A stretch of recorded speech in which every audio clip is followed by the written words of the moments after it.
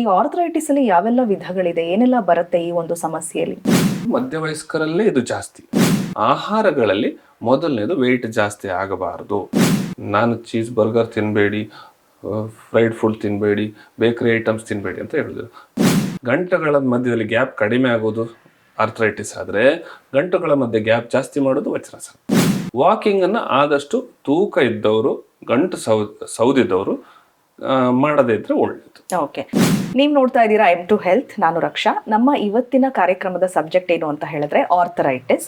Arthritis ಅಲ್ಲಿ ಯಾವೆಲ್ಲ ವಿಧಗಳಿದೆ, ಇದರ ಲಕ್ಷಣಗಳೇನು, ಹಾಗೇನೆ ಆಯುರ್ವೇದದಲ್ಲಿ ಇದಕ್ಕೆ ಯಾವ ರೀತಿಯಾದಂತಹ ಎಫೆಕ್ಟಿವ್ ಟ್ರೀಟ್ಮೆಂಟ್ ಇದೆ ಅನ್ನೋ ವಿಚಾರವನ್ನ ತಿಳಿಸ್ಕೊಡೋದಕ್ಕೆ ನಮ್ಮ ಜೊತೆ ಇವತ್ತು ಆಯುರ್ವೇದ ತಜ್ಞರಾದಂತಹ ಡಾಕ್ಟರ್ ನಿಶಾಂತ್ ಪೈ ಇದ್ದಾರೆ. ಅವರನ್ನ ವೆಲ್ಕಮ್ ಮಾಡೋಣ. Sir, welcome to the show. Thank you. Sir, ನಾನು ಹೇಳ್ತಾ ಇದ್ದೆ ಆರ್ಥರೈಟಿಸ್ ಸಮಸ್ಯೆ ಕೂಡ ಇತ್ತೀಚಿನ ದಿನಗಳಲ್ಲಿ ತುಂಬಾ ಜನ ವರಿ ಮಾಡುವಂತ ಸಮಸ್ಯೆಗಳಲ್ಲಿ ಒಂದು, ಹೆಣ್ಮಕ್ಳಲ್ಲಿ ಹೆಚ್ಚು ಕಾಣಿಸ್ಕೊತಾ ಇರುವಂತ ಸಮಸ್ಯೆ ಕೂಡ ಹೌದು.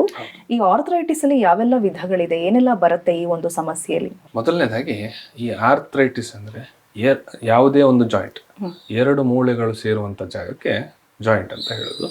ಈ ಜಾಗದಲ್ಲಿ ಆಗುವಂತ ಏನು ಉರಿ ಊತ ಎಲ್ಲ ಉಂಟು, ನೋವುಗಳು ಉಂಟು, ಅದಕ್ಕೆ ಆರ್ಥರೈಟಿಸ್ ಅಂತ ನಾವು ಕರಿತೇವೆ. ಇದರಲ್ಲಿ ಬೇರೆ ಬೇರೆ ವೆರೈಟಿಗಳುಂಟು. ಒಂದು ಈ ಡಿಜನರೇಟಿವ್ ಜಾಯಿಂಟ್ ಡಿಸೀಸ್ಗಳು ಅಂತ, ಈ ಕ್ಯಾಟಗರಿಲಿ ಈ ಸವೆತ ಎಲ್ಲ ಏನು ಬರ್ತದೆ ಅದನ್ನು ಹೇಳುವಂಥದ್ದು. ಈ ಆಸ್ಟಿಯೋ ಆರ್ಥರೈಟಿಸ್ ಅಂತ ಏನು ಹೇಳ್ತೇವೆ ಅದು ಬಿಟ್ಟು ಇನ್ನು ಬೇರೆ ಹಲವು ವೆರೈಟಿಗಳು ಉಂಟು.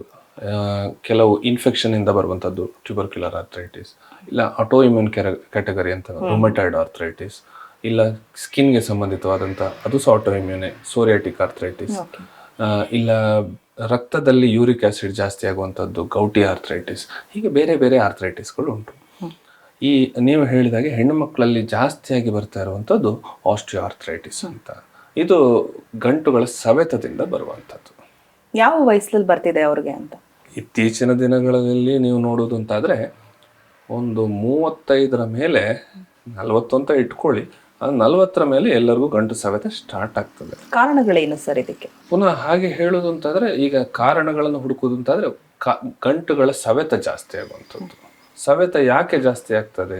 ಒಂದು, ಗಂಟುಗಳ ಸರ್ಕ್ಯುಲೇಷನ್ ಮೇಂಟೈನ್ ಆಗಲಿಲ್ಲ, ಗಂಟುಗಳಿಗೆ ಬೇಕಾದಂಥ ಎಕ್ಸಸೈಸ್ ಸಿಗಲಿಲ್ಲ, ತುಂಬ ಹೊತ್ತು ಒಂದೇ ಜಾಗದಲ್ಲಿ ನಿಂತ್ಕೊಳ್ಳುವಂಥದ್ದು. ಈಗ ನೀವು ನೋಡಿರ್ಬೋದು, ಒಂದೇ ಜಾಗದಲ್ಲಿ ನಿಂತು ನೀವು ಒಂದು 5 ಕಿಲೋ ಭಾರವನ್ನು ಹಿಡ್ಕೊಳ್ತೀರಿ ಅಂತಾದರೆ ಒಂದು 5 ನಿಮಿಷ ನೀವು ಹಿಡ್ಕೊಳ್ಬೋದು, 10 ನಿಮಿಷ ನೀವು ಹಿಡ್ಕೊಳ್ಬೋದು, 15 ನಿಮಿಷ ನೀವು ಹಿಡ್ಕೊಳ್ಬೋದು. ಅರ್ಧ ಗಂಟೆ ಆದಮೇಲೆ ಕೈ ಸೋಲಿಕ್ಕೆ ಸ್ಟಾರ್ಟ್ ಆಗ್ತದೆ, ಒಂದು ಸೈಡ್ ಕೆಳಗೆ ನಿಲ್ಲಲಿಕ್ಕೆ ಸ್ಟಾರ್ಟ್ ಆಗ್ತದೆ.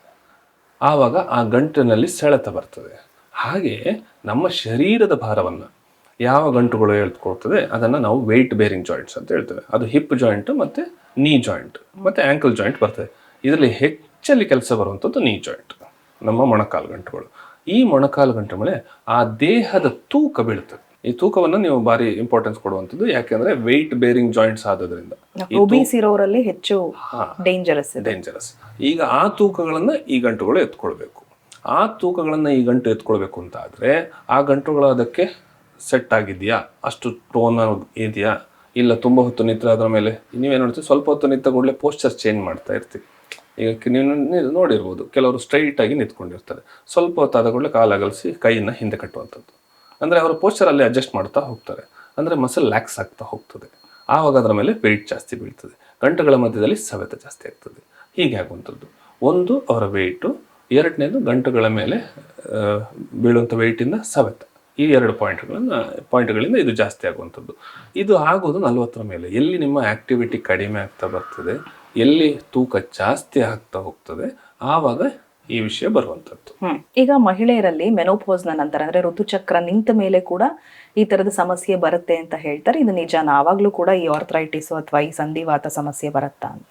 ಋತುಚಕ್ರ ನಂತರ ಅಂದ್ರೆ ಅದೇ ಮಧ್ಯವಯಸ್ಕರಲ್ಲೇ, ನಾನು ಪುನಃ ಹೇಳ್ತಾ ಇರೋದು ಮಧ್ಯವಯಸ್ಕರಲ್ಲೇ ಇದು ಜಾಸ್ತಿ. ಆ ಋತುಚಕ್ರಕ್ಕೂ ಇದಕ್ಕೂ ನೇರ ಸಂಬಂಧ ಇಲ್ಲದೆ ಇರ್ಬೋದು, ಆದರೆ ಮೆಟಬಾಲಿಸಮ್ ಅಲ್ಲಿ ಕ್ಯಾಲ್ಸಿಯಂ ಒಂದು ಸ್ವಲ್ಪ ಕಡಿಮೆ ಆಗುವಂಥದ್ದು ಒಂದು ಕೆಲವರು ಹೇಳ್ತಾರೆ. ಆದರೂ ಕ್ಯಾಲ್ಸಿಯಂ ಸಪ್ಲಿಮೆಂಟ್ಗಾಗಿ ಅವರು ಹಾಲು ಕುಡಿತಾ ಇದ್ದಾರೆ, ಇಲ್ಲ ಬೇರೆ ಕ್ಯಾಲ್ಸಿಯಂ ಸೋರ್ಸ್ ಮೇಲೆ ಡಿಪೆಂಡ್ ಆಗಿದ್ದಾರೆ ಅಂತ ಅವರಿಗೆ ಆ ಸಮಸ್ಯೆ ಬರೋದಿಲ್ಲ.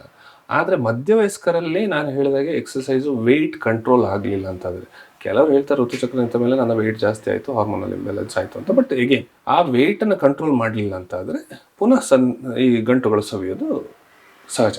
ಓಕೆ, ಈಗ ಡಯಟ್ ಅಲ್ಲಿ ಏನಾದ್ರೂ ನಾವು ಬದಲಾವಣೆ ಮಾಡ್ಕೊಂಡ್ರೆ ಈ ಸಮಸ್ಯೆಯಿಂದ ಹೊರಬರಬಹುದಾ ಅಂತ, ಆ ಥರದ್ದು ಏನಾದ್ರು ಡಯಟ್ ಇದೆಯಾ? ಖಂಡಿತವಾಗಿ. ಅದಕ್ಕೋಸ್ಕರ ಡಯಟ್ ಅಂತಲ್ಲ, ಮೊದಲನೇದು ನೀವು ವೆಯ್ಟ್ ಅನ್ನ ಕಂಟ್ರೋಲ್ ಇಡುವಂಥದ್ದು. ಸಪೋಸ್ ಒಬ್ಬನ ಬಿಲ್ಟ್ ಹೇಗಿದೆ ಅಂದ್ರೆ 70 ಕಿಲೋ ಆಗಿದ್ರೆ ಒಂದು BMI ಒಂದು ನಾರ್ಮಲ್ ಹೈಟಿಗೆ ಪ್ರಕಾರವಾಗಿ ಅವರ ವೆಯ್ಟ್ ಇದೆ ಅಂತ ಆದ್ರೆ ಆ ಜಾಯಿಂಟ್ಗಳು, ಆ ಗಂಟುಗಳು ಅವರ ಭಾರವನ್ನು ತಡ್ಕೊಳ್ಳಿಕ್ಕೆ ಕೆಪೆಬಲ್ ಅಂತ ಅರ್ಥ. ಈ ಭಾರಗಳನ್ನು ಅದು ತಡ್ಕೊಂಡು ಅವರು ಕೆಲಸ ಮಾಡಬಹುದು. ಒಂದು ವೇಳೆ ಆ ಭಾರಕ್ಕಿಂತ ಹೆಚ್ಚು ಭಾರ ಅವರ ಮೇಲೆ ಬಿದ್ದರೆ ಆ ಗಂಟುಗಳು ತಡ್ಕೊಳ್ಲಿಕ್ಕೆ ಆಗುದಿಲ್ಲ. ಅದು ಎಷ್ಟು ಸಮಯ ಅದು ಕೆಲಸ ಮಾಡ್ತದೆ ಅಂದ್ರೆ ಅವರ ಗಂಟುಗಳ ಹೆಲ್ತ್ ಎಷ್ಟು ದಿನ ಮೇಂಟೈನ್ ಆಗ್ತದೆ ಅಷ್ಟು ದಿನ ಮೇಂಟೈನ್, ಆದ್ರೆ ಸವಿಯುವುದು ಕಂಟಿನ್ಯೂ ಇರ್ತದೆ. Over A period of time ಆ ವೆಯ್ಟ್ ಕಡಿಮೆ ಜಾಸ್ತಿ ಆಗ್ತಾ ಹೋದಾಗ ಅದು ಸವಿತಾ ಹೋಗ್ತದೆ. ಹಾಗಾಗಿ ಆಹಾರಗಳಲ್ಲಿ ಮೊದಲನೇದು ವೆಯ್ಟ್ ಜಾಸ್ತಿ ಆಗಬಾರದು. ಆಹಾರಗಳಲ್ಲಿ ಜಾಸ್ತಿ ಆಗಬಾರ್ದು ಅನ್ನೋದಕ್ಕಿಂತ ಇಂಪಾರ್ಟೆಂಟ್ ಏನು ಆಹಾರ ತಗೋತೀರಿ ಅದನ್ನು ಜೀರ್ಣಿಸತಕ್ಕದ್ದು. ಈಗ ನೀವು ಒಂದು ದಿವಸಕ್ಕೆ 1,500-2,000 ಕಿಲೋ ಕ್ಯಾಲರಿ ಕನ್ಸ್ಯೂಮ್ ಮಾಡ್ತಾ ಇದ್ದೀರಿ ಅಂತಾದರೆ ಆ 1,500-2,000 ಕಿಲೋವನ್ನು ಬರ್ನ್ ಮಾಡುವಂಥದ್ದು. ಈಗ ಅದಕ್ಕಾಗಿ ನೀವು ನಾನು ಚೀಸ್ ಬರ್ಗರ್ ತಿನ್ನಬೇಡಿ, ಫ್ರೈಡ್ ಫುಡ್ ತಿನ್ನಬೇಡಿ, ಬೇಕರಿ ಐಟಮ್ಸ್ ತಿನ್ನಬೇಡಿ ಅಂತ ಹೇಳಿದ್ರು. ತಿಂತೀರಾದರೆ ಅದನ್ನು ಜೀರ್ಣ ಮಾಡಬೇಕು. ಗಂಜಿ ತಿಂದರೂ ಜೀರ್ಣ ಮಾಡಬೇಕು, ನಿಮ್ಮ ಬರ್ಗರ್ ತಿಂದರೂ ಜೀರ್ಣ ಮಾಡಬೇಕು. ಜೀರ್ಣ ಮಾಡಲಿಕ್ಕೆ ಕೆಪಾಸಿಟಿ ಇದ್ರೆ ಮಾತ್ರ ತಿನ್ಬೋದು. ಅದು ಒಂದು. ಈಗ ಎಲ್ಲರೂ ಬಂದ ಕೂಡಲೇ ಫ್ರೈಡ್ ಫುಡ್ ತಿನ್ಬೇಡಿ, ಅದು ತಿನ್ಬೇಡಿ, ಇದು ತಿನ್ಬೇಡಿ ಟಪ್ಪ. ಅದು ಯಾಕಂದ್ರೆ ವೆಯ್ಟ್ ಜಾಸ್ತಿ ಆಗ್ತಾ ಹೋಗ್ತದೆ. ಈಗ ನೀವು ತಿಂದು ಖಾಲಿ ಕೂತ್ಕೊಂಡೇ ಕೆಲಸ ಮಾಡೋರು ಅಂತ ಆದ್ರೆ ಆಗ ದಯವಿಟ್ಟು ಅದನ್ನು ತಿನ್ಬೇಡಿ. ನಮ್ಮಲ್ಲಿ ಹೇಗಿತ್ತು ಅಂದ್ರೆ ನಮ್ಮ ಶಾಸ್ತ್ರೀಯ ಪದ್ಧತಿ ಪ್ರಕಾರ ಅವರ ನೇಚರ್ ಆಫ್ ವರ್ಕಿಗೆ ಅವರ ಆಹಾರ. ಈಗ ದೇವಸ್ಥಾನದಲ್ಲಿ ಕೂತು ಪೂಜೆ ಮಾಡೋರಿಗೆ ಬೆಳಿಗ್ಗೆ ಗಂಜಿ, ಇಲ್ಲ ಗದ್ದೆಗೆ ಹೋಗಿ ಕೆಲಸ ಮಾಡೋದ್ರೆ ಮುದ್ದೆ ರೊಟ್ಟಿ, ಇಲ್ಲ ಈ ಸೋಲ್ಜರ್ಸ್ ಅವರು ಅಂತ ಅವ್ರ ಮಾಂಸಾಹಾರ ಸೇವನೆ ಮಾಡ್ತಾ ಇದ್ರು. ಅವರವರ ಕೆಲಸ ತಕ್ಕಾಗೆ ಅವರವರಿಗೆ ಆಹಾರ ಇತ್ತು. ಈಗ ಹಾಗೆ ಅಲ್ಲ. ಈಗ ಎಲ್ಲರಿಗೂ ಎಲ್ಲ ಆಹಾರ ಬೇಕು, ಎಲ್ಲರಿಗೂ ಮೊಮೋಸ್ ಬೇಕು, ಎಲ್ಲರಿಗೂ ಸಮೋಸ ಬರ್ಗರು ಬೇಕು. ಹಾಗಿದ್ದಾಗ ನೀವು ತಿನ್ಲಿಕ್ಕೆ ಏನೂ ಸಮಸ್ಯೆ ಇಲ್ಲ, ತಿನ್ಬೋದು. ದಯವಿಟ್ಟು ಅದನ್ನು ಕರಗಿಸೋತಕ್ಕದ್ದು. ಕರಗಿಸೋದು ಹೇಗೆ? ಪುನಃ ಎಕ್ಸಸೈಸ್ ಮಾಡಿ. ಆಹಾರದಲ್ಲಿ ಹೆಚ್ಚು ಪ್ರಾಮುಖ್ಯತೆ ಕೊಡದೇ ಇದ್ರು ಇಲ್ಲಿ ನೀವು ಕೊಡಬೇಕಾಗ್ತದೆ. ಒಂದು ವೇಳೆ ಇಲ್ಲ ನನಗೆ ಎಕ್ಸಸೈಸ್ ಮಾಡ್ಲಿಕ್ಕೆ ಆಗೋದೇ ಇಲ್ಲ ಅಂತ ದಯವಿಟ್ಟು ಅಂಥ ಆಹಾರವನ್ನು ಸೇವಿಸಬೇಡಿ. ಓಕೆ ಸರ್, ಈಗ ಆರ್ಥರೈಟಿಸ್ ಸಮಸ್ಯೆ ಇರೋರಲ್ಲಿ ನಾನು ನೋಡಿರೋ ಹಾಗೆ ಅವ್ರಿಗೆ ಜಾಸ್ತಿ ಹೊತ್ತು ಜಾಸ್ತಿ ದೂರ ನಡೆಯೋದಕ್ಕೆ ಕಷ್ಟ ಆಗುತ್ತೆ, ವಾಕಿಂಗ್ ಮಾಡೋದಕ್ಕಾಗೋದಿಲ್ಲ, ಓಡೋದಕ್ಕೆ ಕಷ್ಟ ಆಗುತ್ತೆ, ಆಗಾಗ ಕಾಲು ನೋವು ಬರುತ್ತೆ ಅಂತ ಹೇಳ್ತಾರೆ, ಪಾದದ ಸಮಸ್ಯೆ ಬರುತ್ತೆ ಅಂತ ಹೇಳ್ತಾರೆ. ಸೊ ಇವರು ಈಗ ವಾಕಿಂಗ್ ಮಾಡೋಕ್ಕಾಗೋದಿಲ್ಲ, ನಡೆಯೋದಕ್ಕಾಗೋದಿಲ್ಲ, ಹಾಗಾದ್ರೆ ಹೇಗೆ ಅವರು ಒಂದು ಯಾವುದಾದ್ರೂ ಫಿಸಿಕಲ್ ಆಕ್ಟಿವಿಟಿಯಲ್ಲಿ ತೊಡಗಿಸ್ಕೋಬೇಕು ಅಂದ್ರೆ ಏನು ಮಾಡ್ಬೋದು? ಒಂದು, ಅವರು ನಡಿಲಿಕ್ಕೆ ಆಗೋದಿಲ್ಲ. ನಾನು ಇದು ಯಾವಾಗ ನಿಮ್ಮ ವೆಯ್ಟ್ ಜಾಸ್ತಿ ಆಗಿದೆ ಅದಕ್ಕೋಸ್ಕರ ನೀವು ವಾಕಿಂಗ್ ಹೋಗಬೇಕು ಅಂತ ಹೇಳ್ತೀರಿ. ವಾಕಿಂಗ್ ಹೋಗೋದ್ರಿಂದ ನಾನು ಹೇಳಿದಾಗೆ ಈ ತೂಕ ಏನಿದೆ ವೆಯ್ಟ್ ಬೇರಿಂಗ್ ಜಾಯಿಂಟ್ಸ್ ಅದರ ಮೇಲೆ ನಿಮ್ಮ ದೇಹದ ತೂಕ ನಿಮ್ಮ BMIಗಿಂತ ಜಾಸ್ತಿ ಇದೆ ಅಂತ ಆದರೆ ಅದಕ್ಕೆ ಸವಿಲಿಕ್ಕೆ ಒಂದು ಕಾರಣ ಉಂಟು ಅಂತ ಆಯಿತು. ಈ ಸವಿಲಿಗೆ ಕಾರಣ ಇದ್ದಾಗ ನೀವು ವಾಕಿಂಗ್ ಮಾಡೋದನ್ನು ಕಡಿಮೆ ಮಾಡಬೇಕಾಗ್ತದೆ. ಅದರ ಬದಲಿಗೆ ನೀವು ಬೇರೆ ಎಕ್ಸಸೈಸ್ಗಳು, ನೀವು ಮನೆಯಲ್ಲೇ ಸೂರ್ಯ ನಮಸ್ಕಾರ ಮಾಡುವಂಥದ್ದು, ಮಲಗಿ ಕಾಲ ಮೇಲೆ ಎತ್ತುವಂಥದ್ದು, ಕಾಲು ಮಡಚುವಂಥದ್ದು, ಆದರೆ ಸುಖಾಸನದಲ್ಲಿ ಕೂರುವಂಥದ್ದು, ಪದ್ಮಾಸನ ಆದರೆ ಪದ್ಮಾಸನ ಹಾಕುವಂಥದ್ದು, ವಜ್ರಾಸನ ಹಾಕಿದರೆ ಇನ್ನೂ ಒಳ್ಳೆಯದು. ಯಾಕೆ ಅಂದರೆ ಗಂಟುಗಳ ಮಧ್ಯದಲ್ಲಿ ಗ್ಯಾಪ್ ಕಡಿಮೆ ಆಗೋದು ಆರ್ಥರೈಟಿಸ್ ಆದರೆ, ಗಂಟುಗಳ ಮಧ್ಯೆ ಗ್ಯಾಪ್ ಜಾಸ್ತಿ ಮಾಡೋದು ವಜ್ರಾಸನ. ಇದು ಒಂದು. ಹಾಗೆ ಯೋಗಾಸನಗಳನ್ನು ಅವರು ಆರಾಮಾಗಿ ಯಾವುದೆಲ್ಲ ಮಾಡ್ಲಿಕ್ಕಾಗ್ತದೆ ಅದನ್ನು ಮಾಡ್ಬೋದು.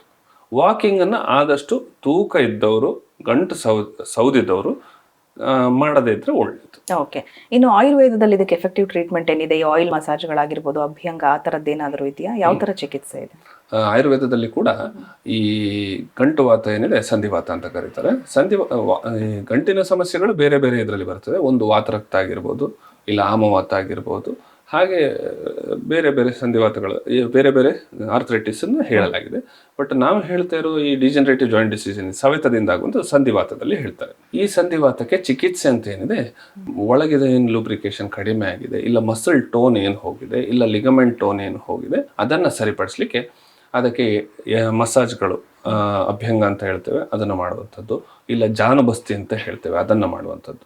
ಇದಕ್ಕಾಗಿ ಬೇರೆ ಬೇರೆ ತೈಲಗಳನ್ನು ನಾವು ಯೂಸ್ ಮಾಡ್ತೇವೆ. ವಿಷಗರ್ಭ ತೈಲ ಆಗಿರ್ಬೋದು, ಧಾನ್ವಂತರ ತೈಲ ಆಗಿರ್ಬೋದು, ಇಲ್ಲ ನಿಮ್ಮ ಮಹಾನಾರಾಯಣ ತೈಲನೂ ಆಗಿರ್ಬೋದು, ಇಂಥದ್ದನ್ನು ನಾವು ಬಳಸ್ತೇವೆ. ಈ ತೈಲಗಳನ್ನು ಬಳಸಿ ಆ ಗಂಟುಗಳಿಗೆ ಜಾನುಬಸ್ತಿ ಅಂದರೆ ಗಂಟಿನ ಸುತ್ತ ಕಟ್ಟಿ ಅದರಲ್ಲಿ ಸ್ವಲ್ಪ ಉಷ್ಣವಾದಂಥ ಅದು ಬಿಸಿ ಮಾಡಿದಂಥ ಎಣ್ಣೆಯನ್ನು ನಿಲ್ಲಿಸುವಂಥದ್ದು ಒಂದು. ಇಲ್ಲ ಅಭ್ಯಂಗ ಮತ್ತು ನಾಡಿ ಸ್ವೇದ ಮಾಡುವಂಥದ್ದು, ಅಂದರೆ ಮಸಾಜ್ ಕೊಟ್ಟು ಅದಕ್ಕೆ ಸ್ಟೀಮನ್ನು ಕೊಡುವಂಥದ್ದು. ಈ ಎರಡು ಚಿಕಿತ್ಸೆಗಳನ್ನು ನಾವು ಮಾಡ್ತೇವೆ. ಹಾಗೆ ತೂಕ ಹೆಚ್ಚಿದ್ದವರಲ್ಲಿ ವಿರೇಚನ ಚಿಕಿತ್ಸೆ ಅಂತಲೂ ಮಾಡ್ತೇವೆ. ತೂಕವನ್ನು ಕಡಿಮೆ ಮಾಡುವಂಥದ್ದು 2 ಪಾರ್ಟ್, ಒಂದು ಗಂಟಿನ ಸವೆತವನ್ನು ಕಡಿಮೆ ಮಾಡುವಂಥದ್ದು, ಒಂದು ತೂಕವನ್ನು ಇಳಿಸುವಂಥದ್ದು. ಇದು ಎರಡೂ ಕೂಡ ನಾವು ಮಾಡ್ತೇವೆ. ತೂಕ ಇಳಿಸಲಿಕ್ಕೆ ವಿರೇಚನ ಅಭ್ಯಂತರ ಚಿಕಿತ್ಸೆ ಆದರೆ ಬಾಹ್ಯ ಚಿಕಿತ್ಸೆಯಲ್ಲಿ ಹೋಲ್ ಬಾಡಿ ಮಸಾಜು, ಸ್ಟೀಮು, ಇಲ್ಲ ಚೂರ್ಣ ಉದ್ವರ್ತನಗಳು ಅಂದ್ರೆ ಪೌಡರ್ ಮಸಾಜ್ ಅಂತ ಏನ್ ಮಾಡ್ತೇವೆ ಅದನ್ನ ಕೂಡ ಮಾಡ್ತೇವೆ. ಓಕೆ, ಆ ಟ್ರೀಟ್ಮೆಂಟ್ ಡ್ಯೂರೇಷನ್ ಎಷ್ಟಿರುತ್ತೆ ಸರ್? ಹಾಗೇನೆ ಪರ್ಮನೆಂಟ್ ಸೊಲ್ಯೂಷನ್ ಸಿಗುತ್ತಾ ಇದರಿಂದ? ಹೇಗೆ? ಪರ್ಮನೆಂಟ್ ಸೊಲ್ಯೂಷನ್ ಡೆಫಿನೆಟ್ಲಿ ಸಿಕ್ಕೇ ಸಿಗುತ್ತೆ. ಯಾವಾಗ ನಿಮ್ಮ ತೂಕ ಕಮ್ಮಿ ಆಯ್ತು, ಯಾವಾಗ ಗಂಟಲಿದ್ದ ಉರಿಯೂತ ಕಮ್ಮಿ ಆಯ್ತು, ಅದು ಪರ್ಮನೆಂಟ್ ಸೊಲ್ಯೂಷನ್. ಹಾಗಾಗಿ ಈ ತೂಕಕ್ಕೂ ಹಾಗೂ ಗಂಟು ಸವೆತಕ್ಕೂ ಎರಡಕ್ಕೂ ಚಿಕಿತ್ಸೆ ಮಾಡಿದ್ರೆ ಮತ್ತೆ ಗಂಟಿನ ಮಧ್ಯದಲ್ಲಿ ಏನು ಗ್ಯಾಪ್ ಕಮ್ಮಿ ಆಗಿದೆ ಅದನ್ನು ನೀವು ವಜ್ರಾಸನ, ಯೋಗಾಸನ ಎಲ್ಲ ಮಾಡ್ಕೊಂಡು ಹೋಗ್ತಾ ಇದ್ರೆ ಅದು definitely it's A permanent solution. Okay, but ಅದರ ಡ್ಯೂರೇಷನ್ ಎಷ್ಟಾಗುತ್ತೆ ಅಂತ? ಡ್ಯೂರೇಷನ್ ನೋಡಿ, ನಮ್ಮಲ್ಲಿ ನಾವು ಆಸ್ಪತ್ರೆಯಲ್ಲಿ ಮಾಡೋದು ಅಂತಂದ್ರೆ ನಾವು 7 ದಿವಸ, 15 ದಿವಸ, 21 ದಿವಸ ಹೀಗೆ ಚಿಕಿತ್ಸೆಯನ್ನು ಮಾಡ್ತೇವೆ. ಅದನ್ನೇ ಅವರು ಮನೆಯಲ್ಲಿ ಮಾಡುವಂತಂದ್ರೆ ಎಲ್ಲಿ ತನಕ ಸಾಧ್ಯ ಉಂಟು ಅಲ್ಲಿ ತನಕ ಮಾಡುವಂಥದ್ದು. ಈ ಎಣ್ಣೆ ಹಚ್ಚುವಂಥದ್ದೇನು ಅದರಲ್ಲಿ ದೊಡ್ಡ ಕ್ರಮ ಏನಿಲ್ಲ. ಮನೆಯಲ್ಲಿ ಅವರು ಸ್ನಾನಕ್ಕಿಂತ ಮುಂಚೆ ಅದೇ ತೈಲಗಳನ್ನು ಖರೀದಿ ಮಾಡಿ ತಂದು ಗಂಟಿಗೆ ಹಚ್ಚಿ ಒಂದು ಅರ್ಧ ಗಂಟೆ, ಅಲ್ಲಿ ನೀವು ಮಸಾಜ್ ಮಾಡೋದು ಅಗತ್ಯ ಇಲ್ಲ, ಯಾಕಂದ್ರೆ ಅದು ನುರಿತ ತಜ್ಞರು ಮಾತ್ರ ಮಾಡುವಂಥದ್ದು. ಹಾಗೆ ನೀವು ಮನೆಯಲ್ಲಿ ಮಾಡುವವರು ಅದನ್ನ ಖಾಲಿ ಎಣ್ಣೆ ಹಚ್ಚಿ ಅದನ್ನ ಒಂದು ಅರ್ಧ ಗಂಟೆ ಬಿಟ್ಟು ಆಮೇಲೆ ಅದಕ್ಕೆ ಬಿಸಿ ನೀರಲ್ಲಿ ಸ್ನಾನ ಮಾಡಿದ್ರೆ ಆಯ್ತು. ಅದರಿಂದ ಗಂಟಿನ ಟೋನ್ ಏನಿದೆ ಮೇಂಟೈನ್ ಆಗ್ತದೆ. ಮತ್ತೆ ಆದಷ್ಟು ಯೋಗಾಸನ ಇದನ್ನೆಲ್ಲ ಮನೆಯಲ್ಲೇ ಮಾಡತಕ್ಕದ್ದು. ಹಾಗೆ ಆಸ್ಪತ್ರೆಯಲ್ಲಿ ಏನಿದೆ ಅಂದ್ರೆ ಈ ಗಂಟುಗಳಲ್ಲಿ ಊತ ಇದೆಲ್ಲ ಜಾಸ್ತಿ ಬಂದ್ರೆ ಅದಕ್ಕೆ ಬೇರೆ ಔಷಧಿಗಳನ್ನು ಕೊಟ್ಟು ನಾವು 15ರಿಂದ 21 ದಿವಸ ಡ್ಯೂರೇಷನ್ ಅಲ್ಲಿ ಇಟ್ಕೊಳ್ತೇವೆ. ಓಕೆ ಸರ್, ನೀವು ಆಗ್ಲೇ ಮಾತಾಡ್ತಾ ಒಂದು ವಿಚಾರ ಮೆನ್ಷನ್ ಮಾಡಿದ್ರಿ, ಈ ಆಟೋ ಇಮ್ಯೂನ್ ಸಮಸ್ಯೆಯಿಂದ ಬರುವಂತದ್ದು ರುಮ್ಯಾಟೆಡ್ ಆರ್ಥರೈಟಿಸ್ ಇರ್ಬೋದು, ಮತ್ತೆ ಬೇರೆ ರೀತಿಯಾದಂಥದ್ದು. ಇದಕ್ಕೆ ಪರ್ಮನೆಂಟ್ ಚಿಕಿತ್ಸೆ ಇದೆಯಾ? ಬಿಕಾಸ್ ಆಟೋ ಇಮ್ಯೂನ್ ಅಂದ ತಕ್ಷಣ ಅದು ತುಂಬಾ ಟೈಮ್ ತಗೊಳುತ್ತೆ. ಹಾಗೇನೆ ಕೆಲವರಿಗೆ ಅದು ಜಸ್ಟ್ ಲೈಫ್ ಲಾಂಗ್ ಅಂದ್ರೆ ತಾತ್ಕಾಲಿಕವಾಗಿ ರಿಲೀಫ್ ಸಿಗುತ್ತೆ, ಬಟ್ ಅವರು ಲೈಫ್ ಲಾಂಗ್ ಚಿಕಿತ್ಸೆ ಮಾಡಿಸ್ಕೋತಿರ್ಬೇಕು ಅನ್ನೋದನ್ನ ನಾನು ಕೇಳಿದ್ದೀನಿ. ಸೊ ಅದು ಹೇಗೆ ಕೆಲಸ ಮಾಡುತ್ತೆ ಅಂತ ಈ ವಿಚಾರದಲ್ಲಿ ನೋಡಿ. ಈಗ ಆಟೋ ಇಮ್ಯೂನ್ ಆರ್ಥರೈಟಿಸ್ ಅಂತ ಏನ್ ಬಂತು, ಅದರಲ್ಲಿ ಆಟೋ ಆಂಟಿಬಾಡೀಸ್ ಅಂತ ಬರುತ್ತೆ. ಆಟೋ ಆಂಟಿಬಾಡೀಸ್ ಅಂದ್ರೆ ನಮ್ಮ ದೇಹದಲ್ಲಿ ಕೆಲವು ಪ್ರೋಟೀನ್ಗಳು ಉತ್ಪತ್ತಿ ಆಗುತ್ತೆ. ಆ ಪ್ರೋಟೀನ್ಗಳು ಉತ್ಪತ್ತಿ ಆಗಬಾರ್ದಿತ್ತು, ಆದ್ರೆ ಆಯ್ತು. ಆ ಪ್ರೋಟೀನ್ಗಳು ನಮ್ಮ ದೇಹ ಹೊರಗೆ ಹಾಕುವುದಿಲ್ಲ ಅಥವಾ ಅದನ್ನ ಕಮ್ಮಿ ಮಾಡ್ಲಿಕ್ಕೆ ಅದಕ್ಕೆ ಆಗುವುದಿಲ್ಲ. ಅಂತ ಪ್ರೋಟೀನ್ಗಳು ಆಯಾ ಜಾಗಕ್ಕೆ ಹೋಗಿ ಅದರ ಎಫಿನಿಟೇಟಿವ್ ಪ್ಲೇಸ್ ಅಂತ ಹೇಳ್ತೇವೆ. ಈಗ ರುಮಟಾಯ್ಡ್ ಆರ್ಥರೈಟಿಸ್ ಆದರೆ ಸೈನೋವಿಯಲ್ ಮೆಂಬ್ರೇನ್ ಅಂತ ಬರುತ್ತೆ. ಕಾಲಿನ ಗಂಟುಗಳನ್ನು ಒಂದು ಪದರ ಏನಿದೆ ಹೊರಗಡೆಯಿಂದ ಇರುವಂಥದ್ದು ಅದರಲ್ಲಿ ಹೋಗಿ ಕೂತ್ಕೊಳ್ತದೆ. ಅಲ್ಲಿ ಅದು ಉರಿಯೂತ ಸ್ಟಾರ್ಟ್ ಮಾಡ್ತದೆ. ಅದಾಯ್ತು. ಹಾಗೆ rheumatoid arthritis rheumatoid lung disease ಅಂತ ಕೂಡ ಬರುತ್ತೆ. ಲಂಗ್ಸ್ ಅಲ್ಲಿ ಅದರ ಜಾಸ್ತಿ. ಹಾಗೆ ಸೋರಿಯಾಸಿಸ್ ಅಲ್ಲಿ ಸ್ಕಿನ್ ನಲ್ಲಿ ಬರ್ತದೆ. ಅದು ಆರ್ಥರೈಟಿಸ್ ಅಲ್ಲೂ ಬರ್ತದೆ, ಸ್ಕಿನ್ ಸೋರಿಯಾಟಿಕ್ ಆರ್ಥರೈಟಿಸ್ ಅಂತ. ಹೀಗೆ ಸಿಸ್ಟಮಿಕ್ ಲೂಪಸ್ ಎರಿಥಮೆಟೋಸಿಸ್ ಅಂತ ಬರ್ತದೆ. ಹೀಗೆ ಬೇರೆ ಬೇರೆ ಕಾಯಿಲೆಗಳು ಉಂಟು. ಇದರಲ್ಲೆಲ್ಲ ಬರುವಂಥದ್ದು ಆಟೋ ಪ್ರೋಟೀನ್ಸ್. ಆ ಪ್ರೋಟೀನ್ಗಳು ಏನು ಉತ್ಪತ್ತಿ ಆಗುತ್ತೆ, ಒಂದು ಆ ಉತ್ಪತ್ತಿ ಆಗೋದನ್ನ ಕಮ್ಮಿ ಮಾಡಬೇಕು, ಹಾಗೂ ಬಂದಂತ ಈ ಪ್ರೋಟೀನ್ಗಳನ್ನ ನೀವು ದೇಹದಿಂದ ಹೊರಗೆ ಹಾಕಬೇಕು. ಈ 2 ಕ್ರಮಗಳು. ಉತ್ಪತ್ತಿ ಆಗೋದನ್ನ ಕಮ್ಮಿ ಮಾಡೋದು ಹೇಗೆ? ಉತ್ಪತ್ತಿ ಆಗೋದನ್ನು ಕಮ್ಮಿ ಮಾಡೋದು ಅಂದ್ರೆ ನೀವು ತಿನ್ನುವ ಆಹಾರ ವಿಹಾರ ಪದ್ಧತಿಗಳನ್ನ ಬದಲಾವಣೆ ಮಾಡಬೇಕು. ಈಗ ಏನೇ ಬಂತು ಅಂತಾದ್ರೆ, ಈಗ ಆಟೋ ಇಮ್ಯೂನಿಗೆ ನೀವು ಕಾರಣ ಕೇಳ್ಬೋದು, ಯಾಕೆ ಇದು ಬಂತು ಅಂತ. ಯಾಕೆ ಬಂತು ಅಂತ ಕೇಳೋದಕ್ಕಿಂತ ಇದನ್ನ ಎನ್ವೈರನ್ಮೆಂಟಲ್ ಇನ್ ಆರಿಜಿನ್ ಅಂತ. ಈ ಎನ್ವೈರನ್ಮೆಂಟ್ ಅಂದ್ರೆ ಏನು? ಎನ್ವೈರನ್ಮೆಂಟ್ ಅಂದ್ರೆ ನಾವಿರುವಂತ ವಾತಾವರಣ, ನಾವು ತಿನ್ನುವಂತ ಆಹಾರ, ನಾವು ವಿಹಾರ ಮಾಡುವಂತ ಜಾಗ, ಇದೇ ಎನ್ವೈರನ್ಮೆಂಟ್. ಹಾಗೆ ನಾವು ಆಹಾರ ಹಾಗೂ ವಿಹಾರಗಳನ್ನ ಆದಷ್ಟು ನಮ್ಮ ಹಿಡಿತದಲ್ಲಿ, ಆಹಾರಗಳನ್ನ ಕಟ್ಟುನಿಟ್ಟಾಗಿ ಹಿಡಿತದಲ್ಲಿ ಇಡುವಂಥದ್ದು ಹಾಗೂ ವಿಹಾರಗಳನ್ನು ಕಾಲಕ್ಕೆ ತಕ್ಕ ಹಾಗೆ ನಾವು ಬದಲಾವಣೆಯನ್ನು ಮಾಡುವಂಥದ್ದು. ಇದೆರಡನ್ನ ಮಾಡಬೇಕು. ಎರಡನೇದು ಆಟೋ ಪ್ರೋಟೀನ್ನ ಬಾಡಿಯಲ್ಲಿ ಉತ್ಪತ್ತಿ ಆಗದಾಗೆ ಕಮ್ಮಿ ಮಾಡಿದೆವು. ಎರಡನೇದು ಅದನ್ನು ಹೊರಗೆ ಹಾಕುವಂಥದ್ದು. ಹೊರಗೆ ಹಾಕಲಿಕ್ಕೆ ನಮ್ಮಲ್ಲಿ ಶೋಧನ ಚಿಕಿತ್ಸೆ ಅಂತ ಮಾಡ್ತೇವೆ. ಶೋಧನ ಅಂದರೆ ಅಭ್ಯಂತರ ಚಿಕಿತ್ಸೆಯಲ್ಲಿ ಒಂದು. ಪಂಚಕರ್ಮದಲ್ಲಿ ಇದನ್ನು ಶೋಧನ ಅಂದರೆ ಪಂಚಕರ್ಮ ಚಿಕಿತ್ಸೆ. ಪಂಚಕರ್ಮದಲ್ಲಿ ವಮನ, ವಿರೇಚನ, ಬಸ್ತಿ, ನಸ್ಯ, ರಕ್ತಮೋಕ್ಷಣ ಅಂತ ಮಾಡ್ತೇವೆ. ಅದರಲ್ಲಿ ಇಡೀ ದೇಹದಲ್ಲಿ ಇರ್ಬೇಕಾದ್ರೆ ವಮನ ಅಥವಾ ವಿರೇಚನವನ್ನು ಮಾಡುವಂಥದ್ದು. ಇದರಲ್ಲಿ ಬೆಸ್ಟ್ ಇರುವಂಥದ್ದು ಅಂದರೆ ವಿರೇಚನ ಚಿಕಿತ್ಸೆ. ವಿರೇಚನ ಚಿಕಿತ್ಸೆ ಅಂದರೆ ದೋಷಗಳನ್ನು ಗುದಮಾರ್ಗದಿಂದ ಹೊರಗೆ ಹಾಕುವಂತಹದ್ದು ಏನಿದೆ ಅದನ್ನು ವಿರೇಚನ ಚಿಕಿತ್ಸೆ ಅಂತ ಹೇಳೋದು. ಈಗ ನಾನು ಹೇಳಿದಾಗೆ ಬಾಡಿಯಲ್ಲಿ ಏನೇ ಒಂದು ಪ್ರೊಡ್ಯೂಸ್ ಆಯಿತು ಅದನ್ನು ಹೊರಗೆ ಹಾಕಲಿಕ್ಕೆ ಏನಾದರೂ ಒಂದು ಮೀಡಿಯಾ ಬೇಕು, ಅಂಥದ್ದು ಒಂದು ಚಿಕಿತ್ಸೆ ಅಂದರೆ ವಿರೇಚನ ಮಾಡುವಂಥದ್ದು. ಈ ಎರಡನ್ನ ಮಾಡಿದರೆ ಕಡಿಮೆ ಆಗ್ತದೆ. ಮತ್ತು ನೀವು ಹೇಳಿದಾಗೆ ಲೈಫ್ ಲಾಂಗ್ ಇದನ್ನು ತಗೊಳ್ಬೇಕೆ, ನಿಮ್ಮ ಪದ್ಧತಿ, ಜೀವನ ಪದ್ಧತಿಯನ್ನು ನೀವು ಸುಧಾರಿಸಿದರೆ ಮತ್ತು ಚಿಕಿತ್ಸೆಯನ್ನು ನೀವು ನಿಯತ ಕಾಲಕ್ಕೆ ಅದನ್ನು ಕರೆಕ್ಟಾಗಿ ಪಡ್ಕೊಂಡ್ರೆ, ಅದಾದ ಮೇಲೆ ನಿಮಗೆ ಎಲ್ಲ ಸಿಂಪ್ಟಮ್ಸ್ ಹೋಯಿತು ಅಂತ ಆದರೆ ಚಿಕಿತ್ಸೆಯನ್ನು ಬಹುತೇಕವಾಗಿ ಕಮ್ಮಿ ಮಾಡ್ಬೋದು ಮತ್ತು ಅದನ್ನು ಮೇಂಟೈನ್ ಮಾಡ್ಕೊಂಡು ಹೋಗಬೇಕು, ಅಷ್ಟೇ ಇರುವಂಥದ್ದು. ಓಕೆ ಸರ್, ಈಗ ಆಯುರ್ವೇದದಲ್ಲಿ ವಾತ ದೇಹ ಪ್ರಕೃತಿ ಇರುವಂಥವರಲ್ಲಿ ಈ ಸಮಸ್ಯೆ ಹೆಚ್ಚಾಗಿ ಕಂಡು ಬರುತ್ತಾ ಅನ್ನೋದು ನನಗೊಂದು ಪ್ರಶ್ನೆ. ಈಗ ಆಯುರ್ವೇದದಲ್ಲಿ ದೇಹ ಪ್ರಕೃತಿಯನ್ನ 7 ವಿಧವಾಗಿ ಹೇಳ್ತಾರೆ. ವಾತ ಪಿತ್ತ ಕಫ, ವಾತ ಪಿತ್ತಜ, ಪಿತ್ತ ಕಫಜ, ಕಫವಾತಜ, ಮತ್ತೆ ಸಮ ಪ್ರಕೃತಿ ಅಂತ. ಎಲ್ಲದೂ ಒಂದು ಬ್ಯಾಲೆನ್ಸ್ ಅಂತದ್ದು ಸಿಕ್ಕುದಿಲ್ಲ ಮೋಸ್ಟ್ಲಿ. ಈ ನಾವು ಪ್ರೆಡಾಮಿನೆಂಟ್ ಅಂತ ಹಿಡ್ಕೋ, ಕೆಲವರು ವಾತ ಪ್ರಕೃತಿ ವಾತ ಪ್ರಧಾನ ಪ್ರಕೃತಿ ಅಂತ. ಯಾಕಂದ್ರೆ 3 ದೋಷಗಳಲ್ಲಿ ಬಾಡಿ ಇದ್ದೇ ಇರ್ತದೆ. ಯಾವ ಪ್ರಕೃತಿ ಹೆಚ್ಚಾಗಿ ಕಾಣ್ತದೆ, ಯಾವ ಲಕ್ಷಣಗಳು ಹೆಚ್ಚಾಗಿ ಕಾಣ್ತದೆ ಅದನ್ನು ವಾತ ಪ್ರಕೃತಿ. ಈಗ ವಾತ ಪ್ರಕೃತಿಯಲ್ಲಿ ವಾತಜ ಕಾಯಿಲೆಗಳು ಬರುವಂತ ಸಾಧ್ಯತೆಗಳು ಜಾಸ್ತಿ. ಯಾಕಂದ್ರೆ ಅವರು ಪ್ರಕೃತಿತಃ ವಾತ, ಅವರು ವಾತಜ ಆಹಾರ ವಿಹಾರಗಳನ್ನ ಸೇವಿಸಿದರೆ. ಈಗ ವಾತಜ ಆಹಾರ ವಿಹಾರ ಅಂತ ಏನು ಅಂತ ನೀವು ಕೇಳ್ಬೋದು. ವಾತಕರ ಆಹಾರ ಅಂತ ಕೆಲವು ಬರುತ್ತೆ. ಈ ಆಲೂಗಡ್ಡೆಗಳಾಗಬೇಕು, ಕಾಳುಗಳಾಗಿರ್ಬೋದು, ಇಂಥದನ್ನೆಲ್ಲ ಜಾಸ್ತಿ ಸೇವನೆ ಮಾಡಿದ್ರೆ ವಾತ ಪ್ರಕೃತಿ ಇದ್ದವರಿಗೆ ವಾತವನ್ನು ಉಲ್ಬಣ ಆಗಿ ಆಗುತ್ತೆ. ಒಂದು. ಇನ್ನೊಂದು ವಾತಜ ವಿಹಾರಗಳು, ಹೆಚ್ಚೊತ್ತು ಎಕ್ಸರ್ಸೈಸ್ ಮಾಡೋದು, ಇಲ್ಲ ತುಂಬ ಕಷ್ಟಪಟ್ಟು ಕೆಲಸ ಅಂದ್ರೆ ಕಷ್ಟಪಟ್ಟು ಕೆಲಸ ಮಾಡಬೇಕು, ಬಟ್ ದೇಹದ ಪ್ರಕೃತಿಯಿಂದ ಜಾಸ್ತಿ ಕೆಲಸ ಮಾಡುವಂಥದ್ದು, ಮತ್ತೆ ಎಕ್ಸರ್ಸೈಸ್ ಬೇಡ ಬೇಡ ಅಂದ್ರೂ ಮಾಡುವಂಥದ್ದು, ರಾತ್ರಿ ನಿದ್ದೆ ಬಿಡುವಂಥದ್ದು, ಇಂಥದ್ದೆಲ್ಲ ಮಾಡಿದ ಕೂಡಲೇ ವಾತ ಉಲ್ಬಣ ಆಗ್ತದೆ. ಹಾಗಾಗಿ ವಾತ ಪ್ರಕೃತಿ ಇದ್ದವರಿಗೆ ವಾತಜ ಸಮಸ್ಯೆ ಜಾಸ್ತಿಯಾಗಿ ಬರುವಂತ ಒಂದು ಸಾಧ್ಯತೆ ಇರುತ್ತೆ. ಹಾಗಂತ ಪಿತ್ತದವರಿಗೆ ಕಫದವರಿಗೆ ಬರುವುದಿಲ್ಲ ಅಂತಲ್ಲ, ಅವರಲ್ಲಿ ಸಹ ವಾತದ ಸಮಸ್ಯೆ ಬರ್ಬೋದು. ಆದ್ರೆ ವಾತಜದವರಿಗೆ ವಾತದ ಸಮಸ್ಯೆ ಬರ್ತದೆ. ಇದು ಎಲ್ಲಿ ಬೇಕಾಗ್ತದೆ ಅಂದ್ರೆ ಪೇಷಂಟ್ಗಳಿಗೆ ಬೇಕಾಗುದಿಲ್ಲ. ಯಾಕಂದ್ರೆ ಅವ್ರು ವಾತ ಪ್ರಕೃತಿ ಇದ್ದರೆ ವಾತದ ಕಾಯಿಲೆ ಬಂತು, ಪ್ರಾಬ್ಲಮ್ ಇರೋದು ಡಾಕ್ಟ್ರಿಗೆ. ಯಾಕಂದ್ರೆ ವಾತ ಪ್ರಕೃತಿ ಇದ್ದವರಿಗೆ ವಾತಜ ಕಾಯಿಲೆ ಬಂದಾಗ ಚಿಕಿತ್ಸೆ ಅಷ್ಟೇ ಕ್ಲಿಷ್ಟಕರವಾಗಿರ್ತದೆ. ನಾನು ಹೇಳಿದ್ನಲ್ಲ, ಡ್ಯೂರೇಷನ್ ಏನ್ ಹೇಳ್ತೀವಿ, ಈ ಡ್ಯೂರೇಷನ್ ಡಿಸೈಡ್ ಆಗುದಿಲ್ಲ. ಈಗ ವಾತಜ ಪ್ರಕೃತಿಯವರಿಗೆ ವಾತಜ ಕಾಯಿಲೆ ಬಂದು ಅದಕ್ಕೆ ಚಿಕಿತ್ಸೆ ಕೊಡಬೇಕಾದ್ರೆ ಡ್ಯೂರೇಷನ್ ಜಾಸ್ತಿ ಆಗ್ತಾ ಹೋಗ್ತದೆ. ಅದೇ ಕಫ ಪ್ರಕೃತಿ, ಕಫಕ್ಕೂ ಮತ್ತೆ ವಾತಕ್ಕೂ ವಿರುದ್ಧ. ಯಾವಾಗ ನೀವು ವಾತ ಜಾಸ್ತಿ ಆಗಿರುತ್ತೆ, ಅಲ್ಲಿ ಕಫ ಕರ ಕೊಡುವಂಥದ್ದು, ಅಂದ್ರೆ ಕಫವನ್ನು ಜಾಸ್ತಿ ಮಾಡಿದ್ರೆ ವಾತ ಕಡಿಮೆ ಆಗ್ತದೆ ಅಂತ. ಹಾಗೆ ಕಫದಲ್ಲಿ ಇದ್ದವರಿಗೆ ವಾತದ ಬಂದ್ರೆ ಆವಾಗ ಬೇಗ ಕಡಿಮೆ ಆಗ್ತದೆ, ಡ್ಯೂರೇಷನ್ ಸ್ವಲ್ಪ ಶಾರ್ಟ್ ಇರ್ತದೆ. ಸೊ ಪ್ರಕೃತಿತಃ ಕೂಡ ಇದು ವಾತಜ ಸಮಸ್ಯೆ ಇರೋದ್ರಿಂದ ವಾತ ಪ್ರಕೃತಿಯವರಿಗೆ ಜಾಸ್ತಿ ಇರ್ತದೆ, ಚಿಕಿತ್ಸೆ ಕೂಡ ಜಾಸ್ತಿ ಬೇಕಾಗ್ತದೆ. ಈಗ ಮಧ್ಯವಯಸ್ಕ ಹೆಣ್ಣು ಮಕ್ಕಳಲ್ಲೇ ಯಾಕೆ ಇದು ಹೆಚ್ಚಾಗಿ ಕಂಡು ಬರ್ತಿದೆ ಅಂತ? ಮಧ್ಯವಯಸ್ಕ ಹೆಣ್ಣು ಮಕ್ಕಳಲ್ಲಿ ಒಂದು ಅವರ ಕಾರ್ಯವೈಖರಿ. ಈಗ ಅವರು ಯೂಶಲಿ ಡಬಲ್ ಶಿಫ್ಟ್ ಅಲ್ಲಿ ಕೆಲಸ ಮಾಡ್ತಾ ಇರ್ತಾರೆ, ಮನೇಲಿ ಅಡಿಗೆ ಆಗಬೇಕು, ಮತ್ತೆ ಈಗಿನ ಕಾಲದಲ್ಲಿ ಹೊರಗಡೆ ಕೂಡ ಅವರು ಕೆಲಸ ಮಾಡಬೇಕು. ಹಾಗಂತ ಮನೆ ಕೆಲಸ ಕಾಂಪ್ರಮೈಸ್ ಮಾಡುವಾಗಿಲ್ಲ. ಸೊ ಮನೆಯಲ್ಲೂ ದುಡಿಯುವಂಥದ್ದೇ, ಹೊರಗಡೆ ದುಡಿಯುವಂಥದ್ದೇ. ಈ ನಡುವೆ ಅವರಿಗೆ ತಮ್ಮ ದೇಹದ ಬಗ್ಗೆ ಕಾಳಜಿ ವಹಿಸ್ಲಿಕ್ಕೆ ಆಗ್ತಾ ಇಲ್ಲ. ಭಾರಿ ಸುಲಭದಲ್ಲಿ ಡಾಕ್ಟರ್ ಹೇಳ್ತಾರೆ, ನೀವು ಅರ್ಧ ಗಂಟೆ ವಾಕಿಂಗ್ ಮಾಡಿ, ನೀವು 1 ಗಂಟೆ ಎಕ್ಸರ್ಸೈಸ್ ಮಾಡಿ. ಹೇಳುದು ಹೌದು, 24 ಗಂಟೆಯಲ್ಲಿ ನಾವು 25 ಮಾಡ್ಲಿಕ್ಕೆ ಆಗುದಿಲ್ಲಲ್ಲ. ಹಾಗಿದ್ದಾಗ ಅವರಿಗೆ 5-10 ನಿಮಿಷ ಅಲ್ಲಿ ಎಕ್ಸರ್ಸೈಸ್ ಮಾಡ್ಲಿಕ್ಕೆ ಬೇಕಲ್ಲ. ನೀವು ಬೆಳಿಗ್ಗೆ ಎದ್ದ ಕೂಡಲೇ ನಿಮ್ಮದು ಅಡಿಗೆ ಆಗಬೇಕು, ಅಡಿಗೆ ಆಗಿ ಮಕ್ಕಳನ್ನೆಲ್ಲ ಕರ್ಕೊಂಡೋಗಿ ಶಾಲೆಗೆ ಬಿಡಬೇಕು. ಅದಾದ ಮೇಲೆ ಅವರು ತಮ್ಮ ದೈನಂದಿನ ಜೀವನದಲ್ಲಿ ಬರಬೇಕು, ಮತ್ತೆ ಗಂಡ ಕೆಲ್ಸಕ್ಕೆ ಹೋಗ್ಬೇಕು, ಇವರು ಕೆಲ್ಸಕ್ಕೆ ಹೋಗ್ಬೇಕು, ಸಾಯಂಕಾಲ ಬರಬೇಕು, ಅವರು ಬರಬೇಕು. ಎಲ್ಲಿ ಆಗ್ತದೆ? ಫ್ಯಾಮಿಲಿ ನೋಡ್ಬೇಕು, ಮಕ್ಕಳನ್ನ ನೋಡ್ಬೇಕು. ಅಫ್ಕೋರ್ಸ್ ಇಷ್ಟು ಸಮಸ್ಯೆ ಇರಬೇಕಾದ್ರೆ ಅವರು ಹೇಗೆ ಅದನ್ನ ಪೂರೈಸ್ಲಿಕ್ಕೆ? ಹಾಗೆ ಅವರು ದೇಹದ ಕಾಳಜಿಯನ್ನು ಕೊಡದೇ ಇರುವ ಕಾರಣ ಅವರಿಗೆ ಈ ಸಮಸ್ಯೆ ಖಂಡಿತವಾಗಿ ಬರ್ತದೆ. ಓಕೆ ಸರ್, ಹಾಗಾದ್ರೆ ಈಗ ಪ್ರಿವೆನ್ಷನ್ ಬಗ್ಗೆ ಮಾತಾಡೋದಾದ್ರೆ, ಈ ಆರ್ಥರೈಟಿಸ್ ಸಮಸ್ಯೆಯಿಂದ ನಮಗೆ ಮುಕ್ತಿ ಸಿಗೋದಕ್ಕೆ ಅನ್ನೋದಕ್ಕಿಂತ ಹೆಚ್ಚಾಗಿ ಇದನ್ನ ಪ್ರಿವೆಂಟ್ ಮಾಡೋ ನಿಟ್ಟಿನಲ್ಲಿ ಹೆಣ್ಮಕ್ಳುಗಳಿಗೆ ಏನೆಲ್ಲ ದಾರಿ ಇದೆ ಅಂತ ಹೇಳ್ತೀರಿ? ಆರ್ಥರೈಟಿಸ್ ಅನ್ನ ಪ್ರಿವೆಂಟ್ ಮಾಡೋದು ಅಂತಾದ್ರೆ ನಾನು ಹೇಳ್ತಾರೆ ಡಿಜನರೇಟಿವ್ ಜಾಯಿಂಟ್ ಡಿಸೀಸ್. ಆಫ್ಕೋರ್ಸ್ ಬೇರೆ ಆರ್ಥರೈಟಿಸ್ ನೀವು ತಗೊಳ್ಬಹುದು. ಒಂದು ಆಹಾರ ವಿಹಾರ ಪದ್ಧತಿಯನ್ನು ಅವ್ರು ಬದಲಾಯಿಸಬೇಕು. ಯಾವಾಗ ಅದು ನಿಮ್ಗೆ ಆಗೋದಿಲ್ಲ ಅಂತ ಗೊತ್ತಿದೆ ಅದನ್ನು ಬಿಡಬೇಕಾಗ್ತದೆ. ಮತ್ತೆ ನೀವು ಮಾಡುವಂಥ ಕೆಲಸದಲ್ಲಿ ಎಷ್ಟು ಅದನ್ನ ಸ್ಪೆಸಿಫಿಕ್ ಆಗಿ ಮಾಡಿ ಮುಗಿಸ್ಲಿಕ್ಕೆ ಆಗ್ತದೆ ಅಷ್ಟರಲ್ಲಿ ಮಾಡಿ ಮುಗಿಸ್ಬೇಕು. ಹಾಗೆ ಯಾಕೆ ಮಾಡಿ ಮುಗಿಸ್ಬೇಕು ಅಂದರೆ ಆ ಟೈಮನ್ನು ನೀವು ಬೇರೆ ಕಡೆ ಇನ್ವೆಸ್ಟ್ ಮಾಡಿ ಅಲ್ಲಿ ನೀವು ಯೋಗವನ್ನು ಇಲ್ಲ ಬೇರೆ ಬೇರೆ ಎಕ್ಸಸೈಸ್ಗಳನ್ನು, ವಾಕಿಂಗ್ಗಳನ್ನ ಇದನ್ನು ಮಾಡುವಂಥದ್ದು. ಯಾಕೆಂದರೆ ಅವರು ದಿನದಿಂದ ಸಾಯಂಕಾಲ ಬೆಳಿಗ್ಗೆಯಿಂದ ರಾತ್ರಿ ತನಕ ಕೆಲಸ ಮಾಡ್ತಾರೆ. ಹೌದು, ಇದರಿಂದ ಅವರ ತೂಕ ಅಂತೂ ಕಡಿಮೆ ಆಗೋದಿಲ್ಲ. ಯಾಕಂದರೆ ಇದೆಲ್ಲ ದೈನಂದಿನ ಕೆಲಸಗಳು ಬರ್ತವೆ. ಅಡುಗೆ ಮಾಡೋದ್ರಲ್ಲಿ ಅವರು ತೂಕ ಇಳಿಯೋದಿಲ್ಲ, ಇಲ್ಲ ಅವ್ರನ್ನ ಶಾಲೆ ಬಿಟ್ಟು ಬರೋದ್ರಲ್ಲಿ ತೂಕ ಇಳಿಯೋದಿಲ್ಲ, ಇಲ್ಲ ಇವರು ಬೇರೆ ಕಡೆ ಹೋಗಿ ಕೆಲಸ ಮಾಡಿ ಬರ್ಬೇಕಾದ್ರೆ ತೂಕ ಇಳಿಯೋದೇ ಇರ್ಬೋದು. ಮನೆಗೆ ಬಂದ ಮೇಲೆ ಪುನಃ ಅಡುಗೆ ಆಯಿತು, ಅಲ್ಲಿ ತೂಕ ಇಳಿಯೋದಿಲ್ಲ. ಹಾಗೆ ಇದರಲ್ಲಿ ಏನಾಗ್ತದೆ, ಅವರ ದೇಹದ ಮೇಲೆ ಅವರಿಗೆ ಗಮನ ಕೊಡ್ಲಿಕ್ಕೆ ಆಗುದಿಲ್ಲ, ತೂಕ ಹೆಚ್ಚಾಗ್ತಾ ಹೋಗ್ತದೆ.